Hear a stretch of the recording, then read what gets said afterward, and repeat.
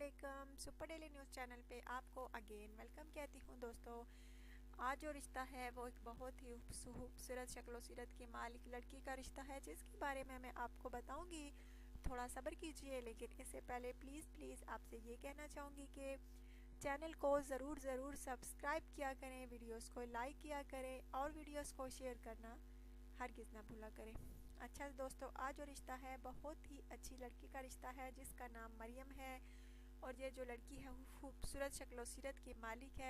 इसका कहना है कि मेरा जो होने वाला शौहर हो, जैसी भी उसकी शक्ल हो, पर सीरत का जो है अच्छा होना चाहिए, दूसरों का एहतराम करने वाला हो और बड़ों का एहतराम करने वाला हो और हर किसी से प्यार करने वाला हो, बहुत अच्छी फैमिली से उसका ताल्लुक़ हो।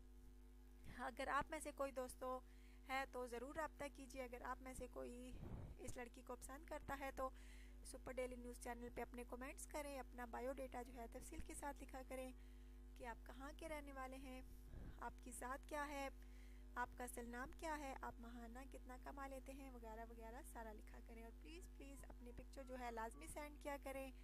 अच्छा तो दोस्तों, अपना ढेर सारा ख्याल रखिएगा, दुआ में याद रखिएगा। अल्लाह हाफिज़।